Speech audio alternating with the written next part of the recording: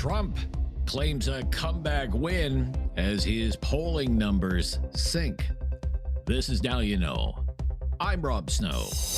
Going beyond the headlines. Now You Know with Rob Snow on News Radio. At times, it was an airing of grievances. 11 months ago, I inherited a mess, and I'm fixing it. When I took office, inflation was the worst in 48 years, and some would say in the history of our country, which caused prices to be higher than ever before, making life unaffordable for millions and millions of Americans. This happened during a Democrat administration, and it's when we first began hearing the word affordability. Donald Trump delivered an 18-minute primetime address to the nation last night as his approval numbers sink to their lowest levels out of the 6 years he's been the U.S. president. A new poll says just 36% of Americans think Donald Trump is doing a good job, as they express growing concerns about the cost of living and the health of the U.S. economy. President Trump put most of the blame for any economic woes on the man he replaced, former U.S. President Joe Biden. The last administration and their allies in Congress looted our treasury for trillions of dollars, driving up prices and everything at levels never seen before. I am bringing those high prices down and bringing them down very fast. Let's look at the facts. Under the Biden administration, car prices rose 22% and in many states 30% or more. Gasoline rose 30 to 50%. Hotel rates rose 37%, airfares rose 31%. Now, under our leadership, they are all coming down and coming down fast. Democrat politicians also sent the cost of groceries soaring, but we are solving that too. The price of a Thanksgiving turkey was down 33% compared to the Biden last year. Of interest to most Canadians, Trump's trade policy, which he hailed as a success.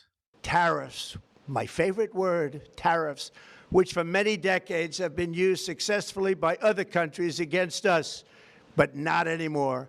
Companies know that if they build in America, there are no tariffs, and that's why they're coming home to the USA in record numbers.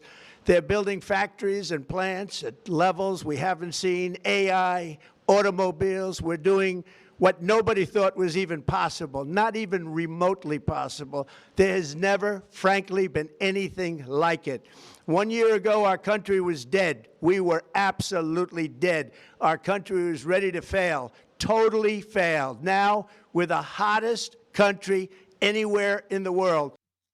Of note, there are reports today that Jamieson Greer, the U.S. trade representative, told a closed-door congressional hearing that the main trade issues with Canada are supply management in our dairy sector, our digital laws like the Online Streaming Act and the Online News Act, and provincial governments pulling American alcohol from store shelves. Greer told the hearing these issues have to be settled before CUSMA can be renegotiated. As for President Trump, he's promising the American people better days ahead. And our country is back, stronger than ever before. We're poised for an economic boom, the likes of which the world has never seen. Soon we will host the World Cup and the Olympics, both of which I got. But most importantly, we will celebrate the 250th anniversary of the Declaration of Independence. There could be no more fitting tribute to this epic milestone than to complete the comeback of America that began just 1 year ago. What do Democrats make of Trump's claims? This is New York Senator Chuck Schumer. He gives the president's record an F. It would be F on energy, F on housing, F on groceries, F on healthcare, F on tariffs, which leads to a final grade of F. Man, we can do the math. The facts are, Americans are telling a lot different story than Trump's own self-grade. He promised he'd bring costs down on day one. That was his number one promise. That was the number one reason he won the election. And costs are going up and up and up. It's been 331 days since he was sworn in, and the American people are still waiting for his promise to be fulfilled, but it hasn't been. He just lies about it. He just lies. He makes it up. Grocery bills haven't gone down. Electricity costs haven't gone down. Housing costs haven't gone down. The kinds of things you buy at stores haven't gone down. And healthcare hasn't gone down. All of it is going up. The truth is, for too many Americans, costs are just too damn high. And Senator Elizabeth Warren said Trump can't claim he's lowered housing costs either. Housing is the number one cost for families all across this country and the number one concern for families all across this country. Housing costs are not just up, they are way up. So, for example, the cost of rent up 4% since Donald Trump has been inaugurated. The price of new listings of homes up 22% since Donald Trump was inaugurated. And the really scary one, the number of foreclosures in this country up 20% since Donald Trump became president. The speech from the U.S. president is seen as an attempt at a reset as Trump and the Republicans prepare for the midterm elections next year that will decide control of the U.S. House and the Senate. I'm Rob Snow. This is Now You Know. This is News Radio. Now You Know with Rob Snow continues on News Radio. He's my friend on the right side of things. Michael Taube is back with a syndicated columnist and speechwriter for former Prime Minister Stephen Harper. Good day. How are you? I'm good, Rob. How are you doing today? Very good. Very good. Wondering what the next month or so has for our federal politics, however. That's where we'll begin today with Michael. I think it's just a suspicion that I have. I don't think I'm alone in holding it that the Liberals already have a floor crosser in the bag. And my suspicion is they're going to announce the latest floor crosser from the Conservatives to the Liberals, probably close to the Conservative convention in Calgary in late January, when Bligh faces a leadership review, just for maximum impact. So my prediction for early 2026 is that Mark Carney is going to have a majority government. Now, Pierre Poilievre claims a majority government built by floor crossers wouldn't be a legitimate majority government. What do you think? Yeah, I mean, look, do I think that there's someone else they have in mind? I think that the rumor mill has been in Ottawa that 1 to 2 other Conservative MPs are apparently talking to them. Now, whether anything's been arranged or not, I'm not going to go that far because I don't know, and I don't think a lot of people would know. If they were going to do it, I don't disagree with your strategy that if they have someone in mind, the maximum impact or creating a negative association with Pierre Poilievre and the Conservative leadership, they would announce it during the leadership convention. Do I think they have anyone? I don't think at this stage, but it wouldn't shock me if someone was close because sadly, as we've discovered in 2 cases with Chris d'Entremont and Michael Ma, there are unfortunately backbenchers who are looking around, which doesn't say much about them, doesn't say much about their character, doesn't say much about their political views or at least their ideology. But again, it's not illegal, and that's just the way the system works. In the end, ultimately, how will things go out? If it happens, it happens. Pierre Poilievre's statement, as you directly said, what he's basically saying is that there's an illegitimacy to creating a majority by floor crossers rather than by people voting in an election. And that's certainly true. The sad part is that it's not illegal. Following the Westminster model for parliamentary democracy, floor crossing is legal. It doesn't mean that we should champion it. It doesn't mean that we should praise the individuals who do it, but it is legal. Now, if there is a final person, he or she has basically put his or her political career definitely on the line because not a lot of people in that riding will necessarily put up with it, especially if it's someone who won by a big margin. We'll have to see if anything happens. Will it change anything? No. Will it change the vote? No, because I think that the Conservative grassroots, while some may be frustrated with him, as you and I talked about last week, and based on some polling that we've seen by, I think, as you mentioned, and I've looked at it too, Angus Reid Institute, showing that the numbers are a bit on the low side. But again, it's not people who necessarily vote in an election or vote for the leader. It's people who are just conservative supporters, which doesn't mean anything in the grand scheme of things. It's not great. It's not going to be a good news day for the Conservatives if it happens, but it wouldn't shock me. And really the big difference between a one-seat minority and a one-seat majority isn't a lot, but yes, I mean, obviously for the Liberals, that is exactly what they would want to do if they have someone in mind. I just don't think anybody is right there at that point, but we'll see what happens in a month's time. I have to get your take on this. Michael Maw, Sure. the Toronto area MP, the latest across the floor from the Conservatives to the Liberals. There's a news report about him. He did an interview in Toronto today. Former Conservative MP Michael Maw speaking out about his decision to cross the floor to the Liberal Party, saying he hadn't made up his mind about the decision just the night before. Maw was photographed with Conservative Party leader Pierre Poilievre at the Conservative Christmas party the night before he crossed the floor. Quote, this is the killer quote. The night I attended the Conservative Christmas party, I was truly a Conservative member and really an MP. I hadn't made the decision at that point. It wasn't until I had the opportunity to confirm my understanding of Prime Minister Carney's approach and his vision for Canada. So he's saying, well, I met Mr. Carney the next day, and that's when I decided to cross the floor and go to the Liberal Christmas party. Well, I don't know. Oh, God. That's his story. What do you think? Well, as I just posted on X while I was waiting for our segment to begin, I truly don't believe him. I'm sorry, you don't change your mind that quickly. And let's even hypothetically say he did. What does that say about him? I mean, come on, there's lots of people who enter public life, but they have, views one way or the other. You don't suddenly just flip the switch and all of a sudden, well, I was a Conservative last night at the Christmas party, but I'll be a Liberal today at their Christmas party. It's not how it works. It's not how life works, ladies and gentlemen.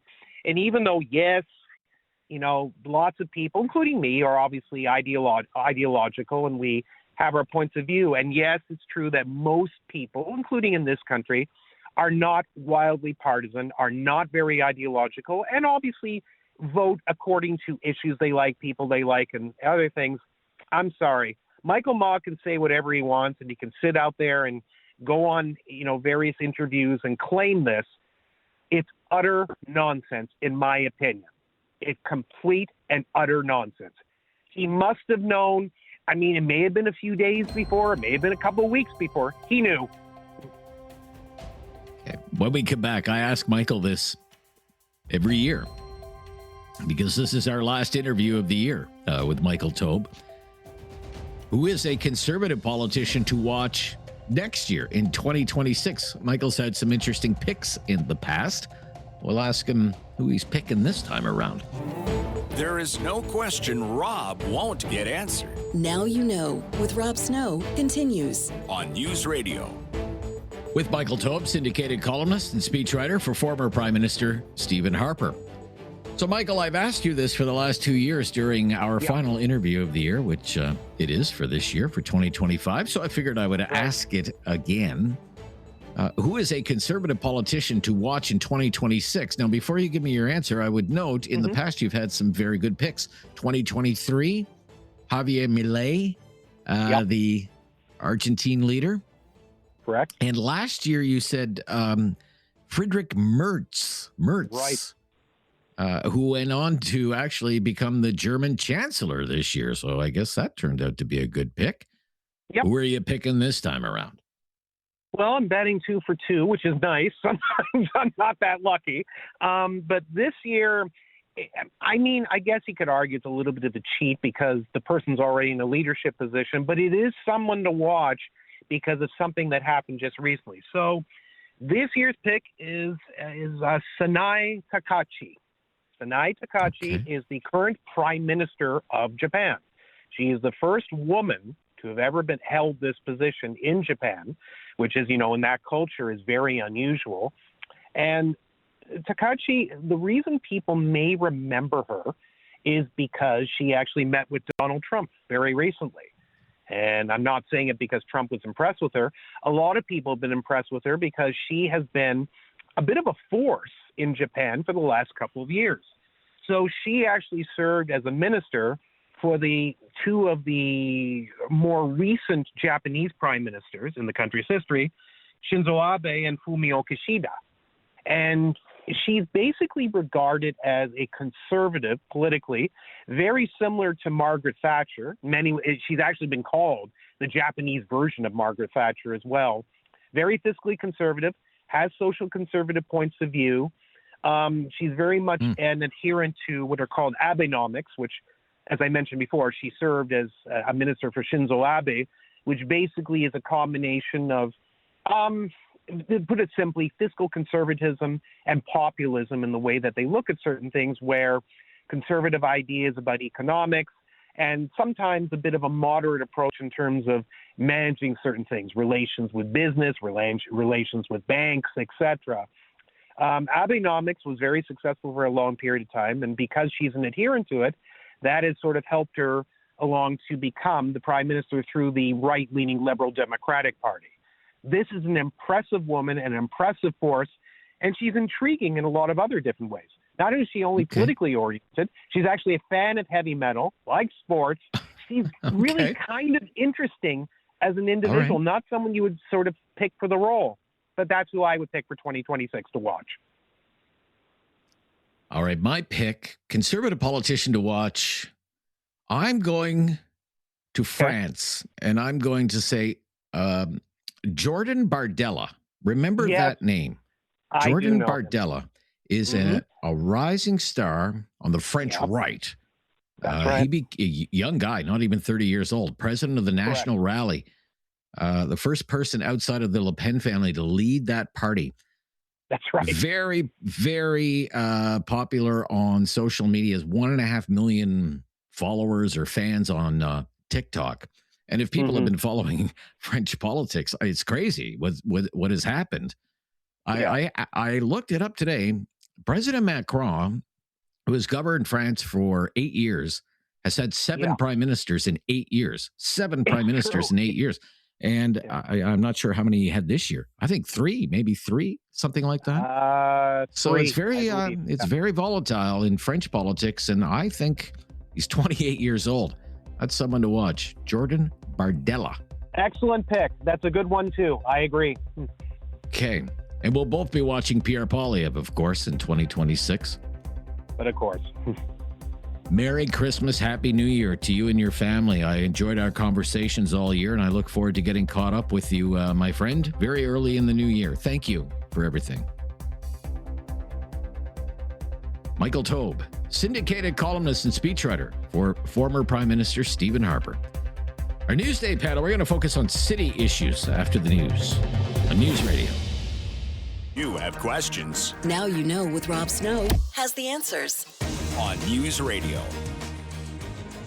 It's time for our Newsday panel today, and our focus today is municipal issues. We are joined by Dylan Bressey, a city councillor for the city of Grand Prairie, also the president of Alberta Municipalities. Welcome to you, councillor. Good to hear from you today. Hi, Rob. Hi, Rob. Thanks for having me. Yeah, my pleasure. Rebecca Bligh is a 2-term councillor for the city of Vancouver and president of the Federation of Canadian Municipalities. And it's great to hear from you today. Welcome. Thanks very much, Rob. Nice to be here. So let us begin our discussion on municipalities. What's the old line? The federal government has all the money. The provincial governments have all the power, and the municipalities have all the problems. That's kind of our backdrop for today. So whether it is a municipality of several million residents like the Metro Vancouver region or a city of 70,000 like Grand Prairie, Alberta, what are the big issues that municipalities of all sizes have in common? Dylan Bressey, what would you say? Yeah, and I do love that saying. It's very true. And for me, I take that as a challenge. It means that municipal officials need to be as wise as possible with every dollar, and we need to find the creative solutions to deliver the most efficient possible public services. However, what we're seeing right now is municipalities in Alberta are facing this perfect storm of we're dealing with increased costs like every order of government, but also having downloaded costs from other orders of government. We're seeing lost revenue, and we're also seeing the provincial government take a bigger share of property tax room. And so it's creating real pressure on local councils that are responding by stretching every dollar as far as they can, but also is meaning that property taxes in this province are having to go up to maintain core services, which is a real challenge for our councils. Okay. If I could just probe just a bit further there before we get to Rebecca Bligh. Increased costs such as and lost revenue because of what? What would be some of your increased costs? Yeah, just like everybody else, we're dealing with inflation. So a fire truck now costs about $1 million more than it cost just a couple of years ago. We're also seeing increased costs on core services such as policing, including an increased share of RCMP policing that municipalities are paying. And in terms of lost revenue, in Alberta, we've seen per person funding drop from about $635 per person in 2009 to $325 per person in 2023. So we're seeing these cuts to our revenue grants from other orders of government, which really are impacting local services and taxes. Okay. What do you think, Councillor Bligh? What do you think? What do all municipalities have in common when it comes to big issues? Yeah, it's a great question, and it's something that we at FCM, the Federation of Canadian Municipalities, do quite a bit of polling on to sort of galvanize, this massive country, communities of all sizes, coast to coast to coast. And what we hear consistently is housing and homelessness, infrastructure deficits, of course, public safety, and generally speaking, concerns around a strong economy, a strong local economy in the various communities. So these are consistent issues that municipalities tell us are top of mind, and that residents tell them are top of mind in their communities. I want to talk about housing affordability because it's a big issue for all municipalities, and it's a top issue for Canadians. The cities across the country are dealing with the housing affordability issue. The federal government has tied housing funding to things like density and intensification, triplexes, fourplexes on lots that used to be R1 or whatever the term is for a single, zoned for single family homes. It leads to a lot of pushback from residents, no matter where these zoning laws are put into place. For example, in the city of Calgary right now, they had a blanket rezoning policy, and now it's being repealed. There was an election, and there's a new city council and a new mayor, and they're repealing it. How should the need for more housing be balanced with concerns, say, about the makeup of local neighborhoods? People don't want to live beside a fourplex or a big building that wasn't there before, and it changes the nature of the neighborhood. Councillor Bligh, what would you say? Yeah, it's a very good, it's a really good question to sort of summarize the tension, right, between communities that are absorbing new density and what residents expect as a result. And I would say that we are a growing country. Communities and neighborhoods are changing. I think the tension really is around increased density without the appropriate infrastructure in place that makes a community whole. So, inviting new residents into a particular community needs to be balanced with delivering amenities. So whether it's local community centers, whether it's not increasing property tax beyond what people can afford to pay for the infrastructure needed for that new housing. That's where I hear the tension is. Of course, there's always going to be tension around change. Change is difficult in communities, and it needs to be balanced with appropriate levels of increasing density. But at the end of the day, if people can see that, they're not now further behind the line, for example, in trying to get their kids into skating lessons or access an arena for ice time for a hockey game, or that's where the tension, I think, comes. So that's why we at FCM are calling on the federal government to really pick up, some of the issues related to infrastructure funding, because municipalities can't just simply increase property tax to build these amenities and these services communities expect while absorbing more density. And so we're calling on the federal government for a municipal fiscal reform framework that responds and meets the moment that we're in now. Okay. Councillor Bressey, I'll ask you to weigh in on that particular issue about the housing affordability crisis and density and intensification and zoning and all the, as Councillor Bligh said, the tension that comes with that, and the ability of the municipality to deliver what the federal government wants to see on housing. But we'll have to wait until we come back. This is News Radio. No question goes unasked or unanswered. Now You Know with Rob Snow returns on News Radio. Focusing on municipal issues today with our Newsday panelist, Dylan Bressey, City Councillor for Grande Prairie, Alberta, and President of Alberta Municipalities, and the President of the Federation of Canadian Municipalities, Rebecca Bligh, a two-term councillor for the City of Vancouver. And again, Dylan Bressey, how do you balance this need for densification, intensity, the need for more housing stock with the pushback that will eventually come from local residents who are worried about the changing nature of their neighborhoods? How do you balance that? Well, and I think the main thing is that local councils need to be supported and not directed. The challenges and opportunities we see in Grande Prairie are really different than what Rebecca's seen in Vancouver and what the council in the Village of Dutchess are seeing. And the order of government that is closest to our residents and understands local land use planning are the local municipal councils. So here in Alberta, we're really proud to be leading the country in housing starts. And we're doing that with land use policies and strategies to fund infrastructures that are working for us. At the same time, I'm talking to mayors across the province who can't accommodate more residents because they need to build that next water treatment plant, or they need to get that next set of roads open. And so we do need financial tools to support the growth that we're seeing in this province. But at the same time, local councils are the best equipped to figure out how exactly are we going to deliver on the need for more housing stock and more affordable housing stock. Okay. What about development charges? Specifically on development charges keep going up year after year after year in major metropolitan areas all across this country. It's being blamed for the rising cost of housing. They've become an important source of revenue, however, for municipalities. What do you do about development charges? Rebecca Bligh, what about development charges?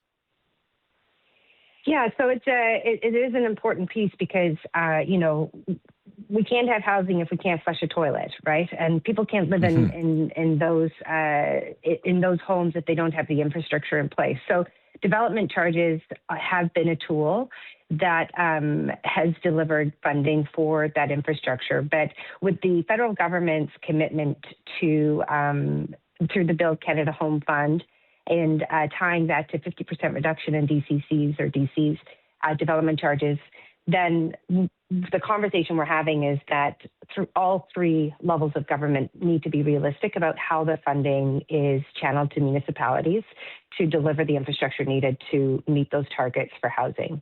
At FCM, we support the housing targets set by the federal government. It's responsive to what we're hearing, but the missing piece is where does that funding gap, how is that funding gap filled by which streams? And we recognize that in the 2025 budget just delivered by the federal government, there is a clear identification that municipal infrastructure is a key piece to delivering on their housing targets. And but it's still not enough. We know that 60% of infrastructure is managed by municipalities. across the country. And it's a surprising number for many residents who don't, Canadian residents who don't realize that. And also, we know that there is over a $250 billion deficit in infrastructure for new and renewed, funding that's required. And right now, we're not seeing the scale of funding required in that federal budget to meet that need. And so we continue to advocate to the federal government and looking to 2026. That's our focus. I feel like I've been talking about this forever with people from the municipal level of government and the FCM, which has repeatedly warned that the infrastructure deficit for Canada's municipalities, listeners, these numbers are eye-popping. This is the stuff you don't see. Okay, this the infrastructure under the ground, and you don't know it's even there or think about it until it breaks. The infrastructure deficit for municipalities across this country is anywhere from $150 billion to $1 trillion. $1 trillion. $1 trillion. Okay, you can't make those kinds of repairs and narrow that infrastructure deficit on property taxes. How seriously are upper levels of government taking that, do you think, Dylan Bressey? Yeah, it is a huge issue, and most of that infrastructure is owned by municipal governments, which in Canada only collect about 8% of total tax revenue. And here in Alberta, only about 1.4% of household income goes to municipal taxes, while about 20% of household income goes to federal and provincial taxes. And so we've got this real challenge in municipal governments where we're sitting on the largest infrastructure deficits while collecting a small portion of tax revenue across this country. And so if we want to be able to maintain these pipes and take care of roads before they fail, then we really do need investment from other orders of government that have taxation tools that just aren't available to municipalities.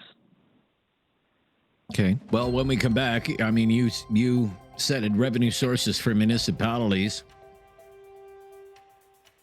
Once famously called in Ontario, revenue tools. We need revenue tools. Do municipalities need revenue tools? Do municipalities need more taxing authority? We'll ask our panelists when we come back. This is News Radio. Critical thinking is not dead. Now you know with Rob Snow. Returns on News Radio. City Hall, our focus today, municipal issues. So many municipalities across the country have just finished with their budgets and have announced their property tax increases for the year. We're here with Dylan Bressey, president of Alberta Municipalities, city councillor from Grand Prairie, and Rebecca Bligh, two-term councillor, City of Vancouver, president, Canadian Federation of Municipalities, Federation of Canadian Municipalities. I've talked to many councillors and mayors over the years. Some of them, not all of them, but some of them have said we need additional sources of revenue. We have property taxes, we have user fees, development charges, transfers from upper levels of government. A lot of them are envious of the City of Toronto because they have the City of Toronto Act for Toronto. Toronto can have its own taxes, and it does. It has its own land transfer tax, for example. It used to have a vehicle registration tax. The Fords did away with that. Do you think municipalities need additional sources of revenue? Dylan Bressey, what would you say? Well, and this question is exactly why we've launched our Property Tax Reimagined campaign. Right now, we know that decisions by other orders of government are meaning that more and more core services and infrastructure are being funded through property taxes. And we want to have a conversation with Albertans and Canadians about why that's happening and should that happen. So we've taken hard data about the state of municipal finances in Alberta, how they've changed over time, how they compare to other provinces, put it together in really easy to understand graphs and summaries so that Albertans can see for themselves the real challenges that councils are grappling with and have conversations not just with their local elected officials, but also their MLAs and MPs of, is this road we're going down of relying more and more on property taxes the best way to keep up with infrastructure funding and core services, or should we be having other revenue sources step in? So that's exactly the question we want to answer with our Property Tax Reimagined campaign. So you're doing a consultation right now. Rebecca Bligh, what do you think? Well, I think that, and, I appreciate being here and on your show in Alberta. And at a point when building a strong economy, delivering these nation-building projects can't happen on crumbling infrastructure. So municipalities own the core systems that keep Canada running, right? Roads, bridges, water transit, and yet we're facing $270 billion in infrastructure deficit. And why that's important is because we need to recognize how much senior government programs and deliverables are dependent on municipalities. So it's time to consider municipalities and on an equal footing, a level of government that every other level of government is highly dependent on to deliver their priorities. The current municipal revenue model dates back to Confederation. The population of our country at that time was 4 million. It's 1867, right? People were riding in carts and lighting their homes by candlelight. And these are the tools we still have without any fiscal reform. We cannot continue to increase property tax for the growth of our country. I think taxpayers are at their limits with that model. And so we are looking at it from that angle. So I fully agree with Dylan. I think like an entirely different fiscal framework is what you're saying you need. In addition to, so Federation of Municipalities, right. So we had Canada Community Building Fund. It's a direct stream fund. It's identified within the 2025 budget. It's a fund that we've had that provides funding directly to municipalities so that they can choose where that funding goes.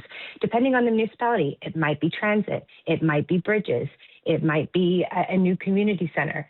It allows the municipality to be able to choose where that funding goes. And so that level of agency, we need to empower municipalities so that we're able to grow at the same rate or just provide the services at the same rate that the federal and provincial governments across the entire country are expecting. Municipalities are not gatekeepers here. We are nation builders, and so we want that seat at the table to be considered a level of government that meets that moment with the federal and provincial governments. Okay. The best of the season to both of you. Thank you so much for your time. I appreciate it. Thank you so much. Thank you, Rob. Dylan Bressey. From Grand Prairie, Alberta, city councilor there, president of Alberta Municipalities, the umbrella group for municipalities in Alberta. Rebecca Bligh from the Federation of Canadian Municipalities, a city councilor in Vancouver. Talkback is up next here on News Radio. It's time to talk back. On Now You Know with Rob Snow. Call now. And have your say. 1-833-668-2577. Welcome to Talkback. 2 hours of debate and discussion on the big issues of the day. And today's topic is Trump's demands. Trump's demands from Canada. And here's the question for you today. Should Canada give Donald Trump what he wants in order to advance trade talks with the United States? Should Canada give Donald Trump what he wants in order to advance trade talks with the United States? 1-833-668-2577. 1-833-668-2577. This is big news today. I wouldn't say it's breaking news or even shocking news, but it is big news nonetheless.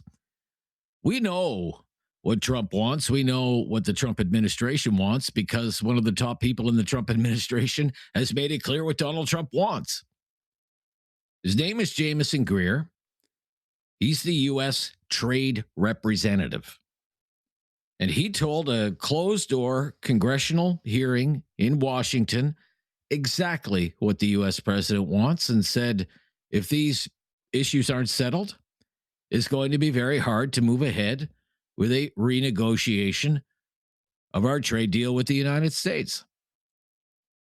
So what does Trump want? He wants American dairy farmers to have more access to the Canadian dairy market. They're not calling for an end to supply management and the dairy quota system for Canada, but they want more access to the Canadian dairy market for American dairy farmers. He wants the Canadian government to kill the Online Streaming Act. That's the Canadian law that forces big U.S. streaming companies like Netflix, like Spotify, to pay 5% of their Canadian revenues to the CRTC. And then that money is supposed to go to fund Canadian cultural content. The White House has always been opposed to that, wants the Canadian government to get rid of it. And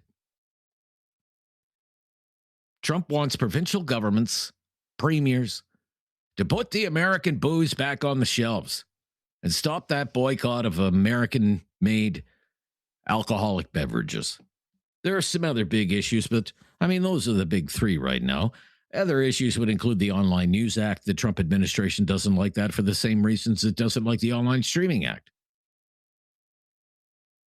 The Online News Act forces big American companies to pay for Canadian news, to compensate Canadian news outlets for the use of their content. Meta, the parent company of Facebook, you know this, refused to do that and blocked Canadian news from Facebook. Google reached a deal with Canadian news outlets. The Trump administration wants some changes made to procurement rules in Ontario, Quebec, and British Columbia, says it gives an unfair advantage to local companies at the expense of American bidders. There's attention about Alberta and electricity sales to Montana that have to be settled. But really, none of this is a complete surprise. Most of these complaints, or demands, if you will, were actually listed in a massive report that was issued by the Office of the U.S. Trade Representative back in April this year, just prior to what Trump called Liberation Day. You remember Liberation Day? It was nearly a 400-page report, and it outlined all the ways that Trump thinks the United States is being ripped off by countries all over the world. And there's a whole section in there on Canada. Starts on page 40 if you want to read it for yourself. It's publicly available. And when you look at the report, and I revisited it today, you see right at the top of the list is supply management and agriculture. And you see later on in the report, online streaming, digital trade barriers. And also in that report is a paragraph or two on wine, beer, and spirits. In fact, the Americans had issues with the way we sell alcohol in this country, even before premiers like Doug Ford and Wab Kinew and David Eby and Tim Houston pulled the American products off the shelves of government-owned liquor stores. They don't even like the fact that we have government-owned liquor stores that have enormous buying power in this country because they say it limits access to a lot of American products. The point is, it's not like it's any great secret what Trump wants, because this is the second time this year that his person has written it all down in a report. The question for us to consider today, and our phone lines are open right now at 1-833-668-2577. 1-833-668-2577. The question for us to consider is, should our government give in to these demands in order to have a better chance of advancing trade talks with our biggest trading partner? What would you say? Should our government give American dairy farmers more access to our dairy market here? Should the government kill digital cultural policies like the Online Streaming Act or the Online News Act? Should our government stop forcing those big tech companies in the United States to fund Canadian cultural content and Canadian news? And should the premiers put the American liquor back on the shelves? What do you think? What do you think? What would you say? We need to get a trade deal done with the United States. It's our most important trading partner. Do we want to die on these hills? Supply management and agriculture, the Online Streaming Act, the Online News Act, a boycott over American liquor? What do you think? Or would you say, no, these policies are worth defending, and there's no reason to trust Donald Trump? He signed the last free trade agreement, and now he's reneged on it. Why would we even consider signing a new free trade agreement with Donald Trump and his administration? 1-833-668-2577. That's our call-in line. If you've never called before, just mention that. We'll make your call a priority. Let's talk about Trump's demands. I'm Rob Snow. This is Now You Know. It's Talkback on News Radio. Have something on your mind you want everyone to know? Call now. Hello. 1-833-668-2577. It's Talkback on Now You Know with Rob Snow. Trump's demands. We're talking about Trump's demands today with your help. According to news reports, the U.S. Trade Representative has outlined what Trump wants from Canada in order to advance trade talks next year, more access for American dairy farmers to the Canadian dairy market. They don't like supply management. They're not calling for an end to it. They just don't like it. An end to a pair of digital cultural policies, the Online Streaming Act, the Online News Act, and Trump wants Canadian premiers to put the American alcohol back on the shelves of the government-owned liquor stores. What should Canada do? Do you give in to these demands or not? 1-833-668-2577. Up first today, George in Fenn, Alberta. Hi, George. How's it going today, Rob? Very good, George. How are you? Not bad. Okay. Yeah. First things about the dairy cartels, get rid of them. But if you do that and you let the Americans have more access, you have to, you can't just knuckle under, which these guys will, you say, you got to take the subsidies off your milk because they are heavily subsidized down south. Heavily subsidized. Okay. So get rid of that. And then, of course, they'll never get rid of the dairy cartel because Mark Carney and his buddies, that their pension funds are too invested in the dairy cartel, so that'll never happen. But, okay, that one. Well, if I could just interrupt there. None of the political parties want to end supply management. You wouldn't, you could, you may have a point there. I mean, the dairy farmers are a very powerful lobby in Ottawa. That's true, but they don't have much of a lobby out here in Alberta. But why should we pay exorbitant rates? And it's a dairy cartel. First off, there was 8,000 dairy farmers across Canada. Now there's down to 1,500 or so, and they're all in one bunch, and it's just they're all millionaires. Every single one of them. Well, there's still about 9,000, but there used to be tens of thousands. To your point, yes. Okay. So, all right. So you would allow more American dairy into Canada? Sure. They did that in New Zealand and Australia, and and besides, not only for us, and their dairy stuff started to make when you make people have to do something like in a free market economy, you smarten up and you do things right. Like they did in New Zealand, and I'm not sure about Australia, but New Zealand, dairy business is better now than it was before. Oh, really? Okay. And the other thing about our dairy cartels, because of them, we can't get a deal with the United Kingdom, with Europe, all these places because of our dairy cartels. Scrap that crap. Well, it makes it more difficult. It is a trade irritant. We do have CETA, the Canada EU free trade deal. We did have a England, or the UK was part of that, but then there was Brexit, so we have to somehow come to an agreement with the UK again. Given Carney's connections, you wouldn't think that'd be too difficult. What about things like the Online Streaming Act and the Online News Act? Well, the Online News Act, here's what I think about that. If you're taking news that is Canadians or the Canadians have gathered and putting it on your site, then yes, you should have to pay a fee for that.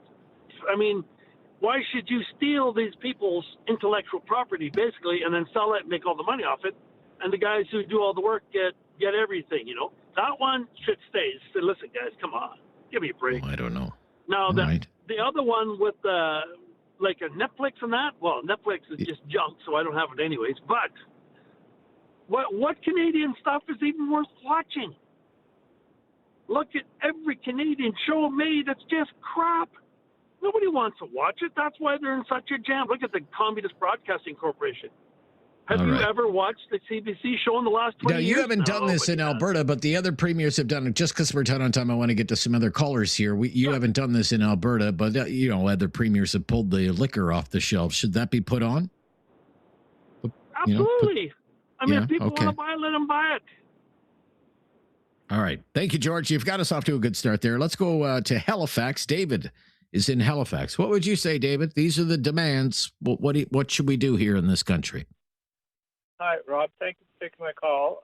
You're welcome. I I think we should lean more towards trying to get a trade agreement with the Americans, and whatever it takes. I don't understand personally, like, the wrong-headed approach that it seems to me that our federal government is taking with the United States. Everything is confrontational, and you can see where it's led us, to the point where there's just nothing has happened, and Mr. Carney's been unable to do anything because of the antagonistic attitude of premiers and, at all levels in Canada.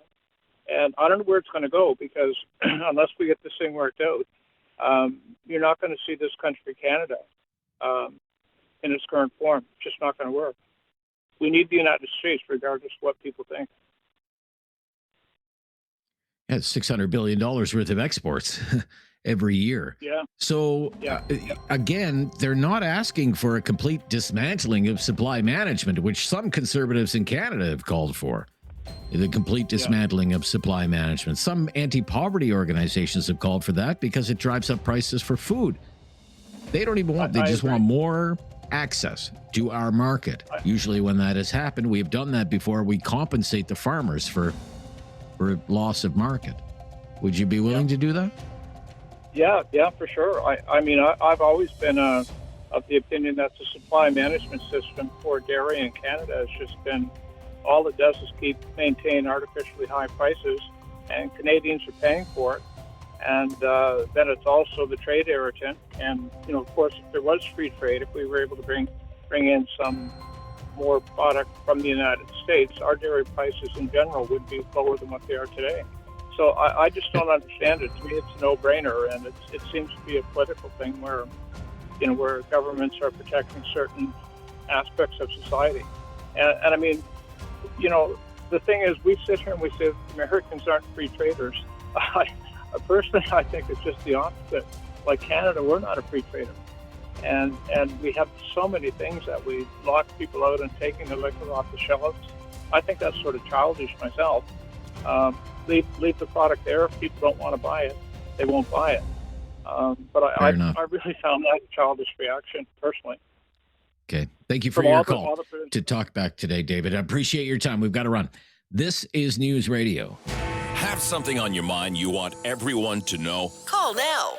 Hello. 1-833-668-2577. It's Talkback on Now You Know with Rob Snow. More access for American dairy farmers to the Canadian dairy market, end the Online Streaming Act, end the Online News Act, and put the American booze back on the shelves. That's what Trump wants in order to advance the trade talks. What should Canada do? This is Talkback. Jerry's in Airdrie today. Hi, Jerry. How are you, Jerry? Do you mean Gary? I'll take Gary as well if Gary's in Airdrie. I am, sir.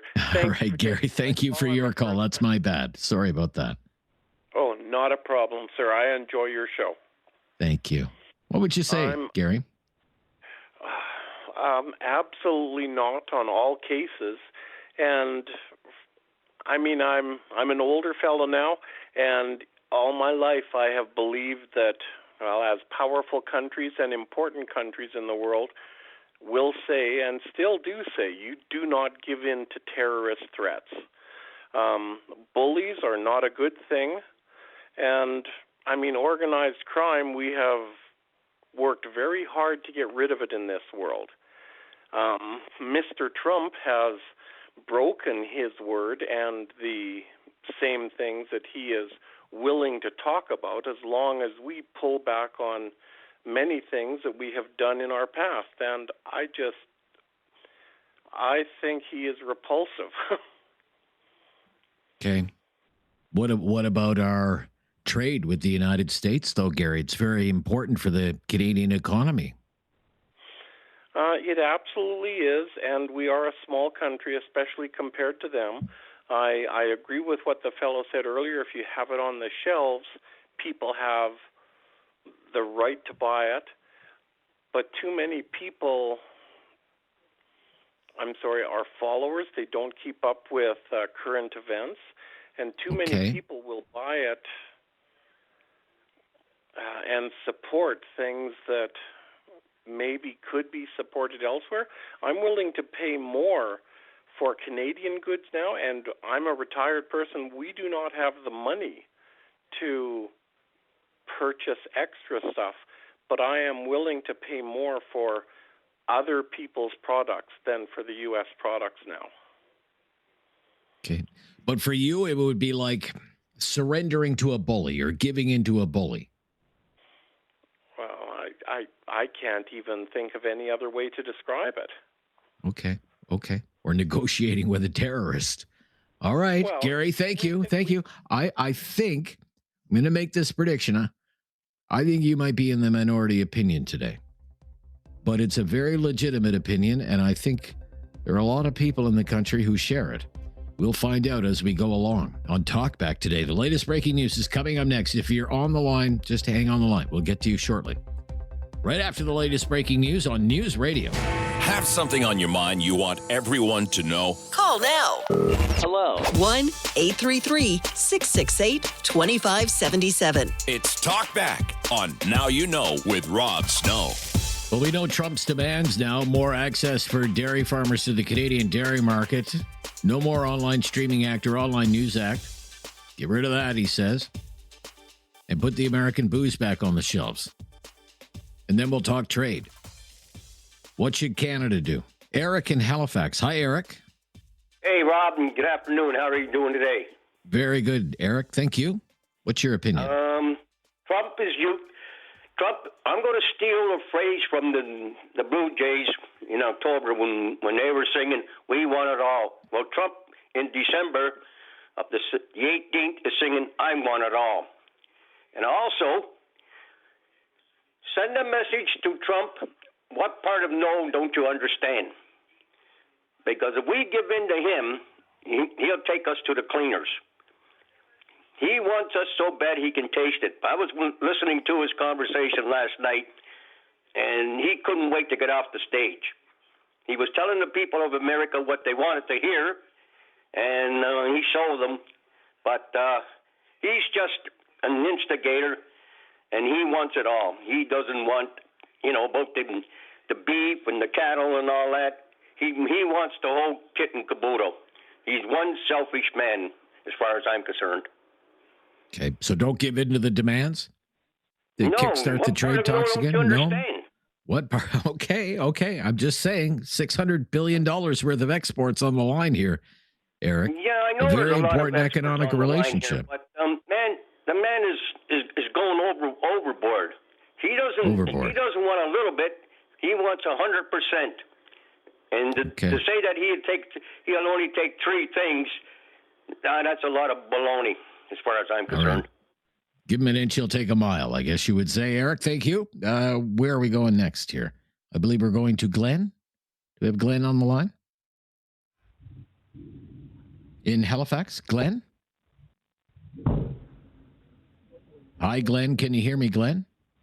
No, I don't think Glenn's paying attention. Let's try Bruce County, Ontario. Rob up next. Hi, Rob.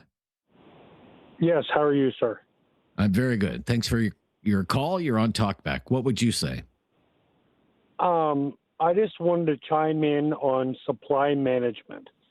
Okay. As a third-generation farmer in our small community in Bruce County, supply management has taken over everything.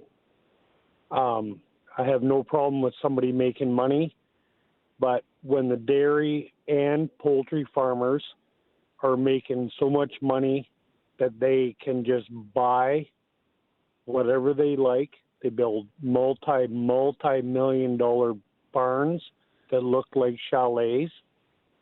They build multi-million-dollar homes and outbid people like myself. I'm a beef and lamb producer, and it has gotten out of hand with the dollars they are making. It doesn't seem fair to the other farmers what they are making. So there is an offset somewhere of where that money is going. What would you think if American dairy farmers had more access to the Canadian dairy market? Of course, the Canadian dairy farmers are going to say no, and they have a lot of politicians on their side. But it's a big stumbling block in advancing trade talks, not just with the United States. The previous caller mentioned New Zealand, Australia, the European Union. It always comes up as something that they view as a protectionist measure, and they think it's unfair. What would you say to that? I don't. Yeah, I wouldn't say it's unfair. I do want a safe product. I do appreciate our safety measures put in place in Ontario, Canada, with the poultry and dairy both, but also the cost is just outrageous compared to other countries, and maybe a little bit more access and maybe a little less income for these quota holders. That's what we call it here in Ontario. Quota holders is maybe needs to be set aside. Fair enough. Thank you for your call from Bruce County, Ontario today. Let's go to Calgary. Keith is in Calgary. Hi, Keith. You're on the air. Hey, how you doing this morning? Yeah, very good, Keith. Thanks for the call. What's your opinion here?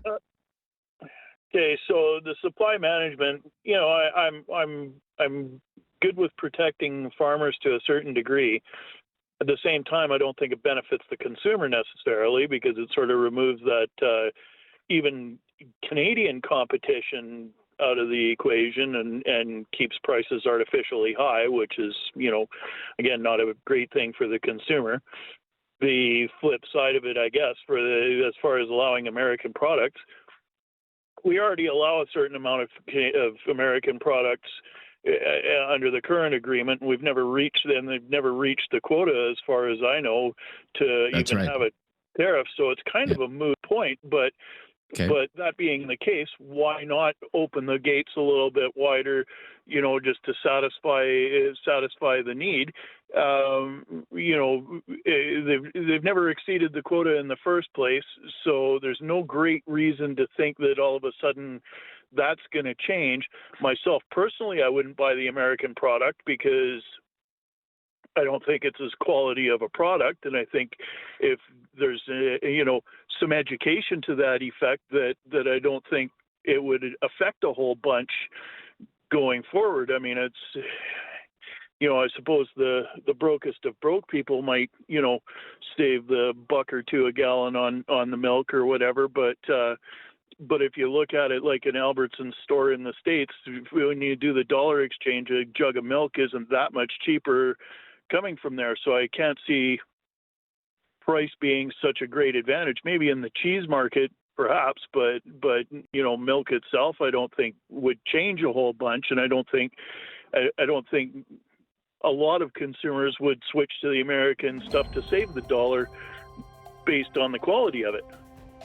So I think it's kind of a lame duck issue. Well, if it's a moot point, right? They're not meeting the quota already, or they're not meeting I guess you would call it a quota, their limit that they're allowed to send into the Canadian dairy market. If they're not meeting that already, then what's the concern over, say, raising it, for example? Precisely my point. And exactly. And in that case, is that really a hill you want to die on? Not even in a little bit, concerning considering the importance of trade with the States. I mean, it's monumental. So, that's my take on that. As far as the digital stuff goes, I'm 100% in favor of getting rid of the restrictions on it. I mean, you watch Netflix in the States, they have 10 times the amount of content. We're paying the same for it here and getting half of the content because it's, as has been said before, Canadian garbage. The big issue with Meta, wasn't so much paying the Canadian news providers for their news. It was the government wanted to dictate what news was and pay providers for it, whether anybody consumed the content or not. So, if some native band in Tuktoyaktuk put out news products, I gotcha. You could do without a lot of this stuff, and you'd like to see advancement in the trade talks. I appreciate your call today, but we are tight on time. We'll have to go. This is News Radio. Have something on your mind you want everyone to know? Call now. Hello. 1-833-668-2577. It's Talkback on Now You Know with Rob Snow. On Trump's demands, what should Canada do? Allow more American dairy farmers access to our market and the Online Streaming Act and the Online News Act. Put the booze back on the shelves. Glenn, let's try Glenn again in Halifax. Hi, Glenn. Yes, can you hear me? Yeah, I hear you just fine. Glenn, go ahead, please. Oh, good. You know, when I listen to all this, news media and everything, and all the comments and everything, to me, just personally, I think Trump is really still trying to get Canada to join the United States.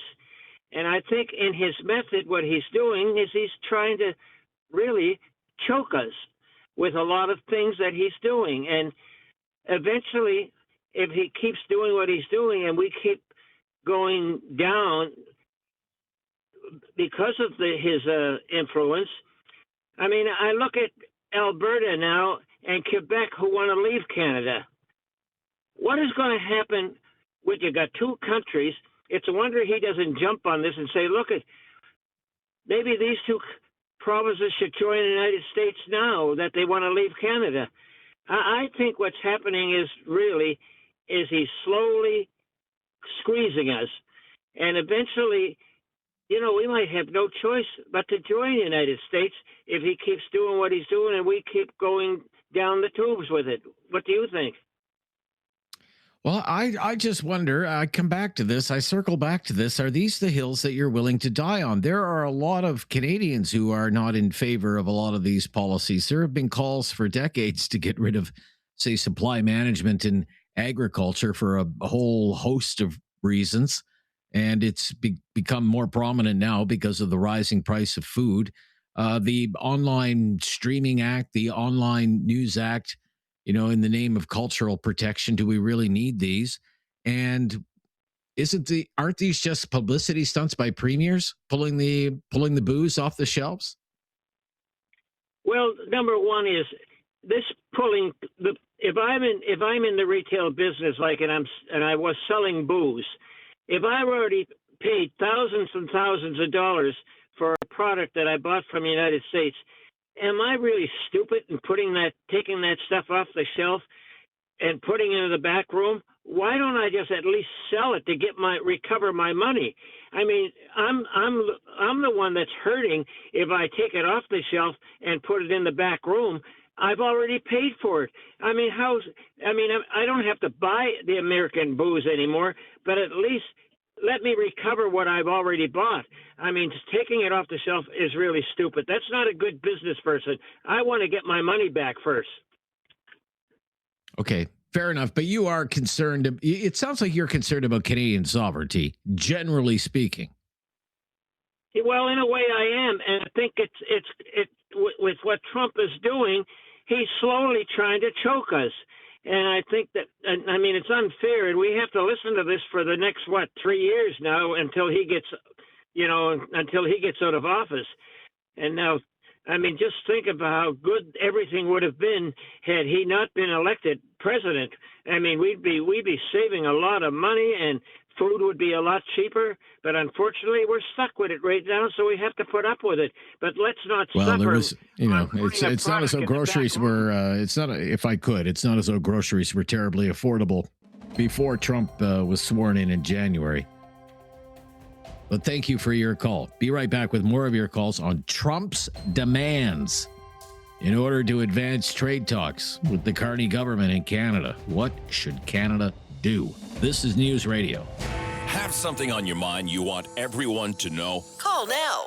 Hello. 1-833-668-2577. It's Talkback on Now You Know with Rob Snow. On Trump's demands, Dave is in Halifax today. Hi, Dave. Yes, hello, Rob. Thank you for taking my call. You're welcome. What's your opinion? Yes. Well, firstly, I just want to bring up one thing because I think energy moves our economy, and in the States, a a liter of gas is, and now they go by the gallon, but a liter of gas is roughly at, I believe, at 81 cents a liter, except in California, which is La La Land and dances to a different tune. Diesel's $1.63 versus in Canada. So it's quite a bit cheaper is what I'm trying to get to. So 81 cents for a liter of fuel in the U.S., $1.53 in Canada on average. And diesel is about proportional as well. So if you're saving that kind of money in energy, you get your products and things are going to be a lot cheaper. Now, when it comes to Trump and our leader, Carney, because it's not for our decision to make, right? You're just getting an opinion. And I think Trump is trying to do the best he can for his economy. And I think we elected Mark Carney to take care of business on the elbows up. That's how we got in, right? Because we feared Trump and we thought he was going to be our savior. Do you remember not that long ago, Rob, the border towns, we'd be flooding down across the border? I think we were actually called cheeseheads because we'd go down and get our cheese and we get our milk. And it was a heck of a lot. Yeah, there's a popular one near, not far from Ottawa, about an hour and a half from Ottawa, Messina, New York. That's where everybody would go shopping. Absolutely. And the locals would, kind of like shrug it off, but it was business for them. And, you look at the price of 4 liters of milk here in this country, maybe a little competition would be good for the consumer here. I live in Nova Scotia, as was stated. I went into the liquor store this morning, Christmas cheer, and American booze is back on the shelf, reduced. And people were snapping it up left, right, and center because everybody's looking for a deal.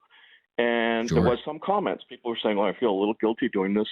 Well, maybe you should, but you're going to take the cheapest booze you can get for the most part. I mean, sure, and still feel better after a couple of belts.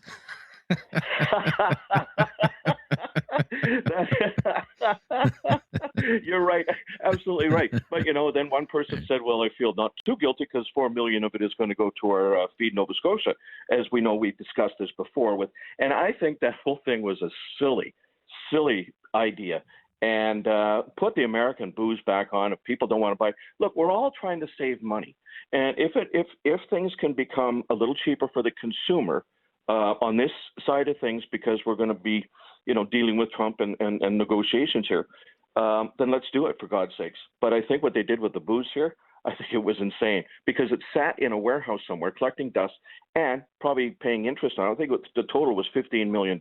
So it sat there idle for a very long time. And now they're just sort of putting it out, and where they go from here, I don't know. How staunch they are dug in with their silly, and some Canadians, it really made a lot of Canadians feel good about themselves, not buying blueberries and this and that. But in the broader scheme of things, it's much bigger than that. And like I said, if we're going to get stumped on things like this, but again, Rob, it's not for me to decide.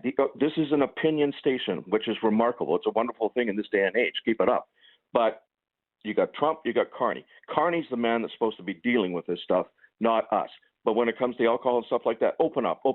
And as far as the Netflix and Disney and all that stuff, I don't really give a crap about that. Run it. Well, the government sure does. The government sure does. I mean, for them, that's a chance for them to, wrap themselves in the flags and be the great defenders of Canadian culture with laws like the Online Streaming Act and the Online News Act.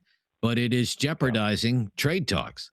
And this is the call from the Trump administration. You've got to get rid of those, the Online Streaming Act and the Online News Act.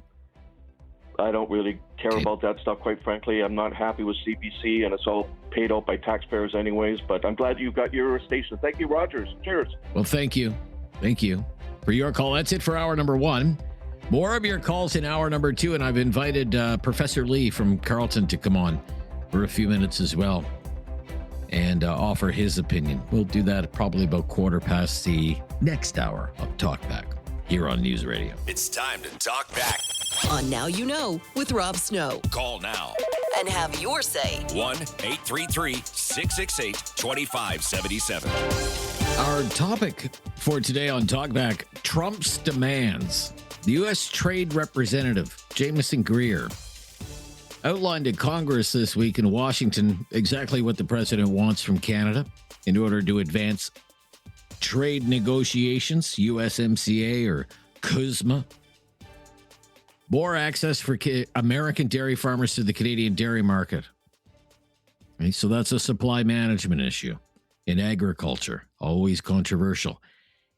An end to a pair of digital cultural policies, the Online Streaming Act and the Online News Act. There are many in Canada who are opposed to both of those pieces of legislation as they stand. And Trump wants the Canadian premiers that have pulled the American alcohol from their shelves in the government-owned liquor stores to end that boycott, put the booze back on the shelves. We are asking, what do you think Canada should do in light of this? Linda is in Calgary today. Hello, Linda. Hi, Rob. Thanks for taking my call. My pleasure. I just have a couple quick comments on with regard to BC and the wine industry. So, for your caller was concerned about them losing money. They pulled the liquor off the shelf and they sold it to convention centers and hotels. So they didn't lose any money on that. But the other thing that happened in BC was they didn't have a great grape crop. So what did they do? Because they needed to make more wine, they bought grapes from Washington and they made their Canadian wine. And that was all okay. They didn't boycott the grapes because they would have had a really bad year selling wine. I did not know that. Isn't that interesting? Okay. Yeah. What's your next one? Well, just the other piece on the whole trade thing. There, like you said, groceries was a problem before Trump ever got in. But going back to the people who have been negotiating these, and I've mentioned this on your program before, if we have 85% of our trade partner with one country, I don't think you have 85% of stock of your investment in one stock. I think that our associations, beef, grain, you name it, have done a really poor job for their clients, who are the farmers and those people. And interesting comments on your supply chain management. They should possibly call it the milk mafia or something like that. Well, the dairy cartel. They call it the dairy cartel. Yeah, absolutely. That's what it is. I mean, the argument has always been, since this whole trade thing started, why are we allowing 9,000 farmers, most of them in Quebec, to be such an obstacle to a breakthrough on trade with the United States? And not just the United States, but always an obstacle whenever we enter trade negotiations with any trading bloc or country all over the world. Is that how you see it? Do you know what's interesting about the whole Quebec thing? And I just read this a little while ago. The UK was very concerned at the very beginning of Canada that Quebec was going to join the U.S. And they, in our Constitution, I believe, that there are lots of protections for Quebec and not as much support for the Western provinces. And that has been an issue for forever. And that's probably why, when you think about what's happening right now in the sentiment that Alberta separation is back on the table, if we don't get a vote past Toronto, why are we even in Confederation? I think a lot of people are feeling like that, and that's what's happening. Okay, thank you for your call, Linda. Let's go to High River, staying in Alberta. Dave is in High River. Hi, Dave. Hey, Rob, how are you? Yeah, very good, Dave. Thanks for calling. What's your opinion? Well, I think on all three, I think you open her up. You know, why should we have Quebec controlling the dairy, and why can't they sell their products here? I mean, we still would have a choice. You don't have to buy it. It's like the booze. You don't have to buy it. You can still boycott it. Yeah, true enough. Well, that's what about things like the things like the Online Streaming Act and the Online News Act? Are you familiar with any of that? I am, actually, and I think that it was ridiculous when it came in, because you know what they're going to do. You really think this money is actually going towards Canadian content? No, it's getting scrambled around Ottawa somewhere. And I mean, one of your other callers said, you know, who watches the CBC? I don't. I can't remember the last time. Maybe when I was a kid, when we were stuck with only those two channels or something like that. But I think that it's a joke. I think that open it up. Well, it is. You know, it is.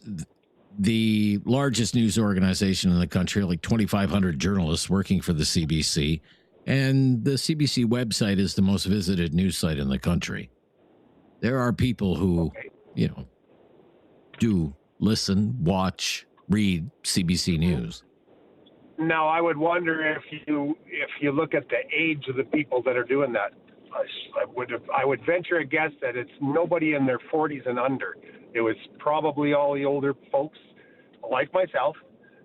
Although I wouldn't be Googling anything or looking at any CBC content, just because I guess we're looking at we complain about control, but CBC's controlled. Well, you could make the case as well, I think, that if it's about defending Canadian culture, well, CBC is already getting in excess of $1.5 billion a year from the taxpayers, in addition to whatever advertising the CBC is able to sell on its platforms. Is this the organization that needs, say, protection because of the dominance of Google and Facebook and Amazon and Netflix, or is it, say, other media outlets, smaller independent media outlets? Well, this was one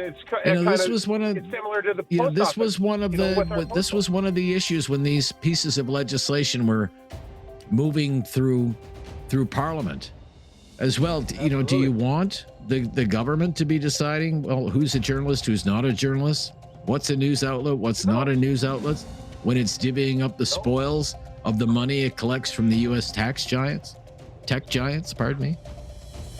All good points. Thank you. Thank you for your call today. Professor Ian Lee's going to join us next, just for a few minutes. Lots of time to fit you in as well on Talkback today at 1-833-668-2577 as Trump and his top trade person, the U.S. Trade Representative, has made his list of demands. What should Canada do in order to advance trade talks? This is Talkback on News Radio. Have something on your mind you want everyone to know? Call now. Hello. 1-833-668-2577. It's Talkback on Now You Know with Rob Snow. Yeah, we'd love to hear from you today on Trump's demands. Again, the U.S. Trade Representative outlining to a congressional hearing in the United States what the president wants from Canada in order to kickstart trade talks. More access for American dairy farmers to the Canadian dairy market.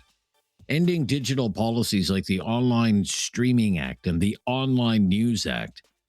And he wants those premiers who pulled the American alcohol off the shelves of the government-owned liquor stores to put that booze back on the shelves and end the booze boycott. What should Canada do? Let's ask Professor Ian Lee, who's with us for a few minutes today, from the Sprott School of Business at Carleton University. Hi, Professor. Good afternoon, Rob. What do you think we should do here? Probably some listeners, will not like what I'm about to say, but I think that we should be looking at this very seriously. Let me start out with the obvious. I believe that Canada, it's absolutely essential and in Canada's national strategic interest to have a trade agreement with the United States of America, which is the largest economy on planet Earth. The latest GDP numbers came out for the world economy, broken down by every country. The U.S. is $32 trillion. China is a distant number 2 at $20 trillion, and the European Union is just a hair behind that at, I think, $19.5 trillion. The United States is the world hegemon, the world superpower, and so it is the strongest economy in the world. And, of course, we are right next door. And when one studies different countries around the world, as I've done, no surprise, countries often trade heavily with the country next door. So Germany and Poland have had a very, very long and very deep relationship. Germany and Austria, Brazil and Argentina. You trade with the countries most intensively that are just next door to you. So that's the reason why we need a trade agreement. But very quickly, Rob, I know there's going to be lots of people saying, we want to stand up and punch him in the face, and tell him how much we hate the man and that sort of thing. We have to put away all of that that language of rapster. They talk about he disrespected me, so I got to go and get him back. This is not gangster rapster music. This is not high school football locker men. This is for grown-ups. Trade agreements are negotiated between two sovereign countries, and this is at the highest level of self-interest. And as Kissinger said over and over, nations do not have friends. They only have interests. And it is up to the leadership of the country to identify and pursue the national interest of the country. It is in our interest to have a trade agreement. And the fact that we're upset or angry or we feel disrespected is completely irrelevant to the decision. Is it in our interest to have a trade agreement? If it isn't, then we should just walk away from the beginning. Don't even waste our time. But I think that most people, certainly the business community across Canada, and certainly the Prime Minister of Canada, past Prime Ministers of Canada, starting with Mulroney going forward, have all believed that it is in our interest. And so we have to then develop a set of negotiating policies with the Americans. And the final point, some people say, why should we give up our beloved supply management? As you know, Rob, because we've talked about this many times, I argue that supply management is one of the most pernicious and unethical and immoral policies of the last 70 years in our country, because it doubles, this is OECD data, doubles the average price of milk and dairy products to 40 million Canadians, to then subsidize 8,500 multimillionaire dairy farmers. And this is just, we're hurting and hurting badly our own people at a time when there's affordability, people can't afford their groceries. And so this is a great time to dump supply management. Well, Professor, why don't we stop right there? Because I want to pick up on the supply management case that you're making. That's not even what the Americans are saying. Get rid of it. No, I know. They're saying we just want more access for our farmers to the Canadian dairy market, even though they're not even meeting the limit that has been set already. And overall, I want to talk about, and I've been putting this to the listeners, are these really the hills we're going to die on in order to advance trade talks with our biggest trading partner? Supply management, digital culture, an alcohol boycott? Time to take your call as well, callers. 1-833-668-2577. But if you'll hang on the line for just a few more minutes, Professor, I'd like to speak to you a little bit more about this. This is News Radio. Have something on your mind you want everyone to know? Call now. Hello. 1-833-668-2577. It's Talkback on Now You Know with Rob Snow. So we've heard from the Trump administration to advance trade talks, more access for American dairy farmers to our market, and the Online Streaming Act, the Online News Act, and put the American alcohol back on the shelves. The premiers that have pulled it off. Mike in Kincardine, what do you think Canada should do, Mike? I believe everyone should maybe, just to stabilize the trade relation, maybe accept a few tariffs, right? Until Trump is removed from office or in 2028 or the Democrats take over in 2026. I think the European Union, Japan, and everybody accepted a minimal tariff that we're paying. Now, my concern with Trump is he could make these demands, right? You could agree to them, and then there'll be something else the next day. You can witness this with the Digital Services Tax. Oh, we'll start trade negotiations if you remove this, right? And then he finds some excuse, he gets his feelings hurt on a commercial. We're dealing with a small-minded man, and I think what Carney should do just in a very short period of time is agree to some level of tariffs. Right, Rob, the dairy farmers, they haven't used all the access that was granted to them, and Trump always is quoting this 270% tariff on that. Well, that's not true, and the Americans never have done it. Supply management I don't agree with. The digital services tax, well, Australia can stand up to these big guys by doing age limits on this and all this other stuff. So Trump is nothing more than a bully. And my question is to Mark Carney is, when are you going to hit back? Because a bully only responds when they get punched in the face. And that's my thoughts, Rob. All right. Thank you, Mike. To Cambridge, Ontario, Richard up next on Talkback. Hi, Richard. Hi, how are you today? Very good, Richard. What's your opinion on the topic today? Well, I think supply management works. The U.S. government just announced a $40 billion bailout for their agricultural industry, and I'm going to say the word again. This is a regular occurrence in the U.S. They're constantly subsidizing their farmers with these bailouts. When was the last time we subsidized any farmer who is in our supply management system? I have no memory of it, and I'm in my early 60s. When was the last time we paid $2 for an egg like they did in California? If you could even get an egg. We go to the grocery store. There is always high quality product, dairy products, eggs, chicken on our grocery shelves. And I'm going to dispute the professor's words. I think they're at a fair and equitable price because my tax dollars don't have to go into subsidies. Now, do we have to give more access? Maybe. I've noticed that blueberries no longer come from the United States at Costco. They're now from Peru. I noticed skids of U.S. Produce that don't diminish day over day.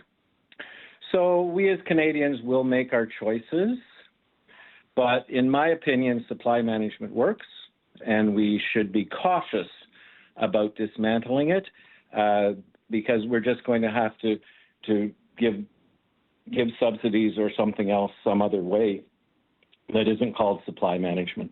And as for the U.S. liquor, I'm on Doug Ford and the other premier's side. Just leave it off the shelves. We don't really need it. Well, to what end, though? To what end? Well, to a little bit of pushback. A little bit of pushback. Now, Okay. we could put it back on and rely on the patriotism of Canadians.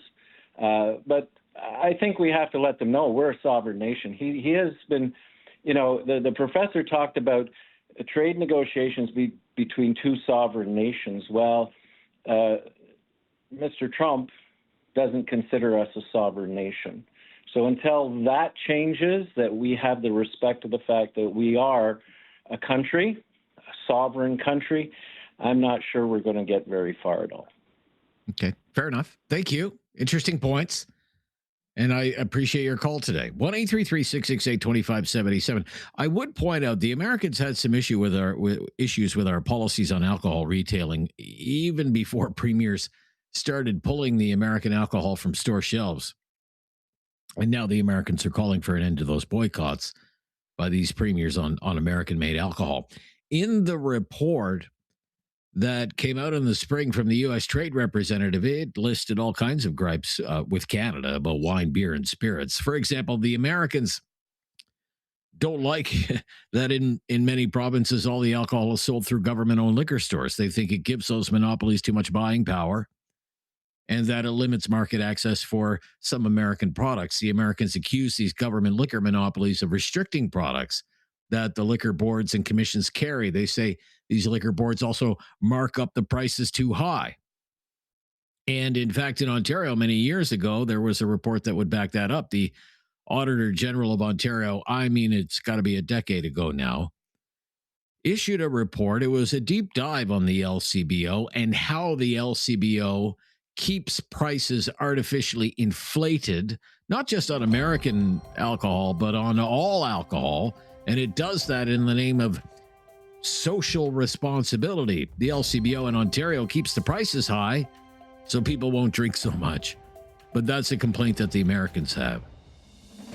It's a big issue for them that so much product has been pulled from the shelf because it is hurting sales. from some of these big U.S. alcohol companies. Sales are down. Business is being hurt. They're hearing about that in Washington. But the Americans are saying, really, Trump is saying, we're not going to get very far in trade talks as long as these premiers keep the Jack Daniels and the Jim Beam and the Wild Turkey and the Napa Valley wines off the shelves of the government-owned liquor stores. They want that to end. What do you think?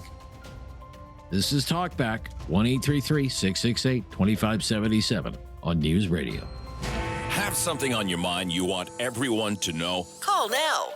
Hello. 1-833-668-2577. It's Talkback on Now You Know with Rob Snow. Talking back to us right now is Professor Ian Lee from the Sprott School at Carleton. Professor, just how unusual is it for, say, the American administration, whether it's Republican or Democrat, to say, Canada, you have to do something about supply management? That's not a new thing. You're right.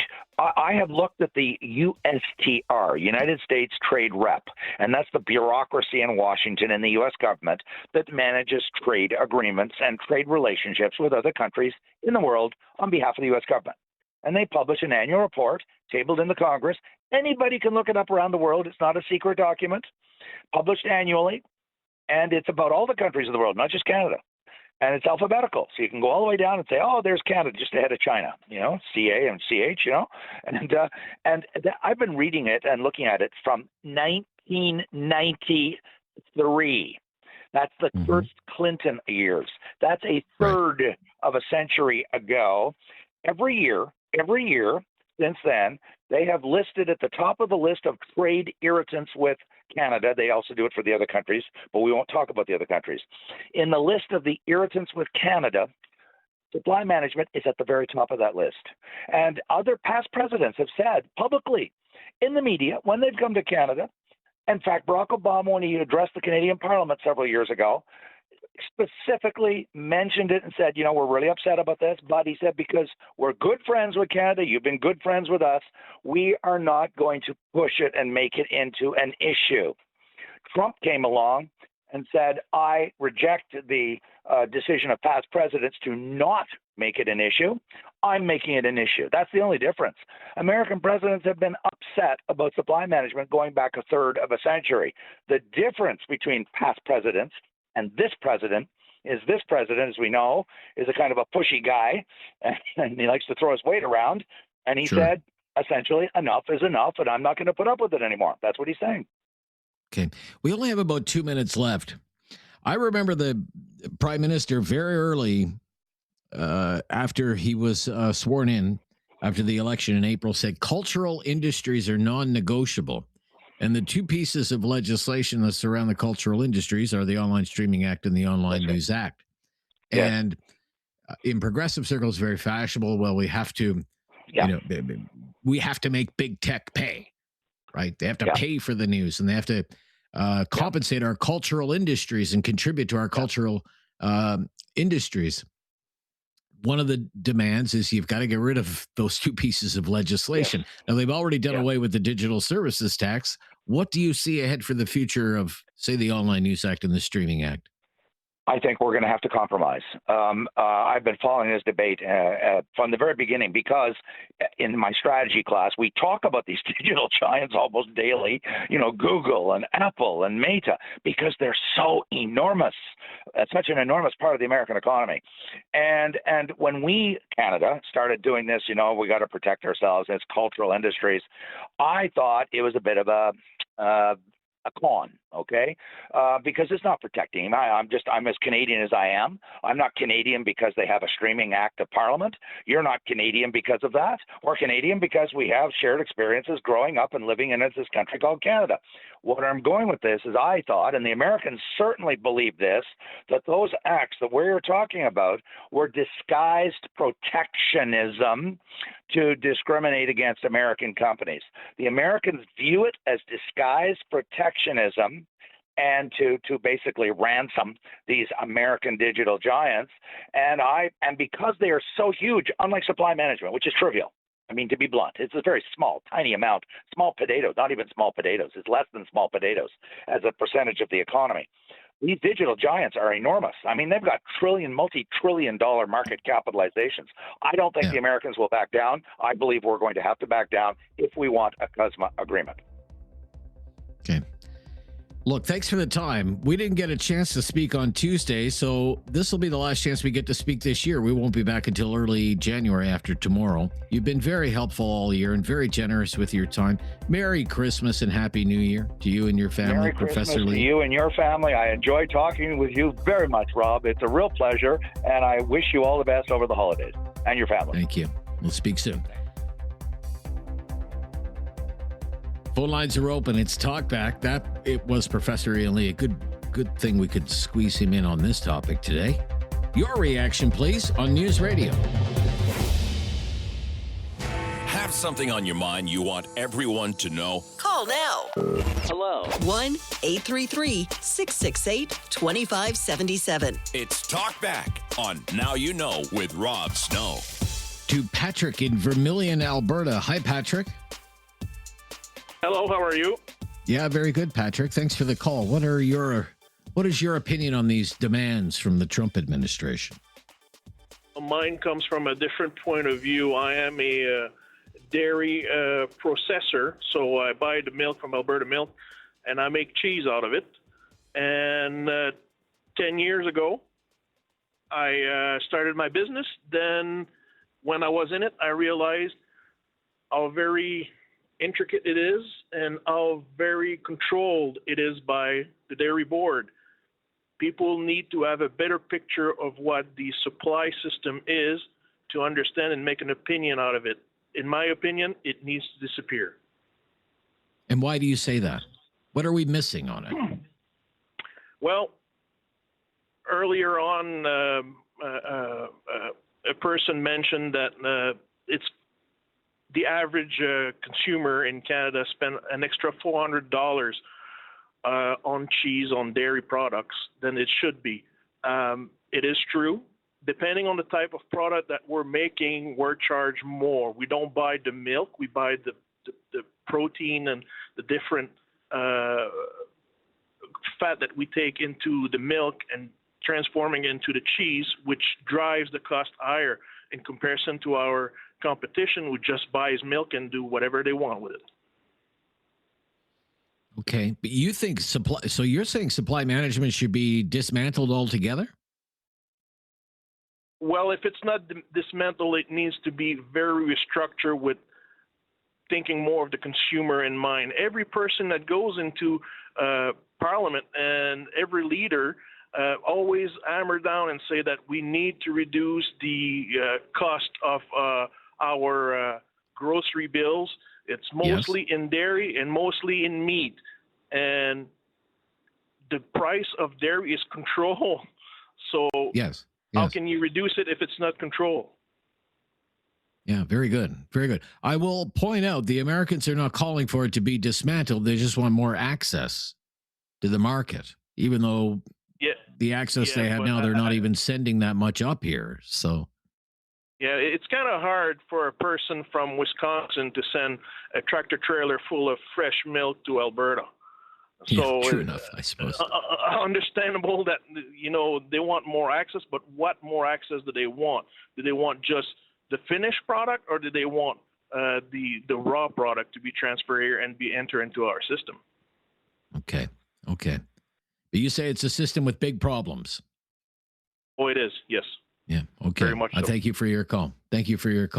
I would just say it's not even the Americans who don't like the way we have the dairy quota system in this country that keeps out most of the foreign dairy products. New Zealand, Australia, the European Union, they've all complained for years and years and years that our dairy quota system is protectionist. This was a big issue when Canada was negotiating the TPP trade deal, Trans-Pacific Partnership. New Zealand and Australia both complained about how we lock out dairy products from their countries with our quota system and our high tariffs. And they said to Canada, how can you call yourself free traders if you support a system like supply management? And when Canada was negotiating the EU trade deal, CETA, there it is. We face the same accusations again. We're trying to do free trade here, the Europeans would say, and you're keeping your dairy market closed. And, for that matter, your egg market and your poultry market. But we did manage to get deals done. There's no political will in Ottawa.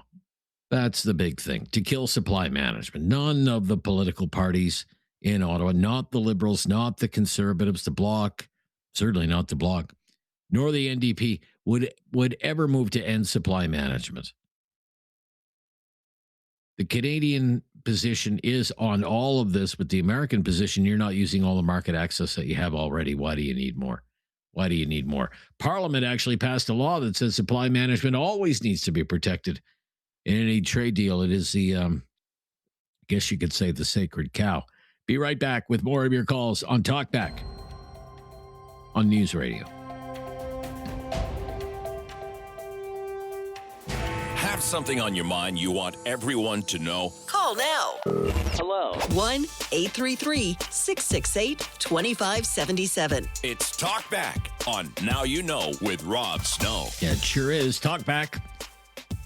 We're talking about these demands from the Trump administration in order to advance trade talks, concessions on supply management, digital cultural policies, and ending the boycott of American alcohol. Put the booze back on the shelves. What do you think? Let's go to Ken in Cochrane today. Hi, Ken. Hey, Rob. So, yeah, hi, Ken.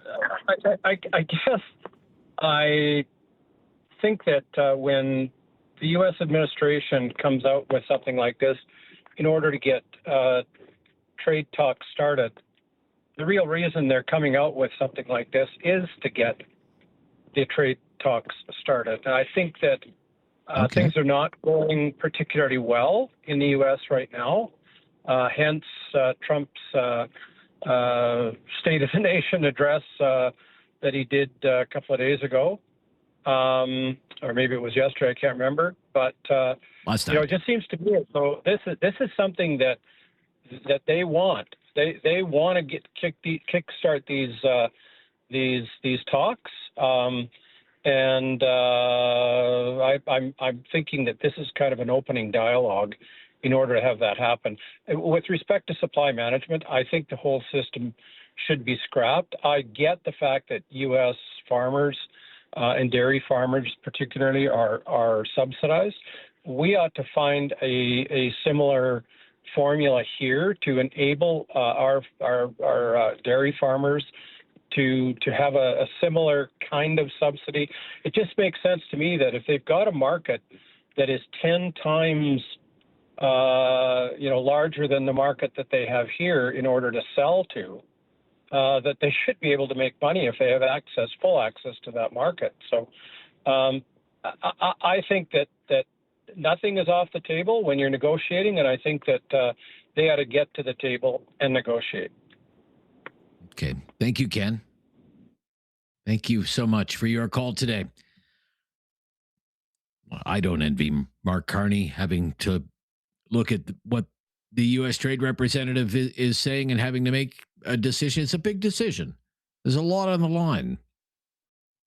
One of the things I've been thinking about today, and I keep coming back to this, are these the hills that we want to die on? Supply management and digital cultural laws that already have many critics in this country. A booze boycott. I mean, we are talking about a $600 billion relationship here. $600 billion every year in exports to the United States. That's what's on the line. $600 billion, a government of Canada figure. $591.5 billion. $125 billion of it is crude oil. $50 billion worth of auto and auto parts. $30 billion worth of industrial equipment and technology. $12 billion worth of lumber. $12 billion worth of steel. $12 billion worth of aluminum. And on and on and on it goes. 75% of our trade is at stake. And it all goes in one direction. The Prime Minister can make all the trips he wants abroad. He can give that passport a workout all he wants. $600 billion worth of exports. Not easily replaced. Even 10% of it is not easily replaced. And we're talking about millions and millions of jobs. 20% of the jobs in this country directly tied to exports to the United States. You're going to sacrifice that for milk quotas? Streaming taxes? American booze in the liquor stores? But a popular opinion today has been, hey, Trump signed a deal. He said it was a great deal, best deal ever. Bigly. And then he reneged. Why would we ever do a deal with that guy again? Thank you for all your calls. We're back tomorrow. It's the Friday free-for-all Talkback tomorrow, and tomorrow is our last Talkback of 2025 because starting next week, we're going to take some Christmas holidays, and we won't be back until the new year. So, call us and wish us a Merry Christmas and a Happy New Year, and let us do the same to you. Love to hear from you tomorrow and talk about some of the big issues in the news and in our world. So join us then. I'm Rob Snow. This is News Radio.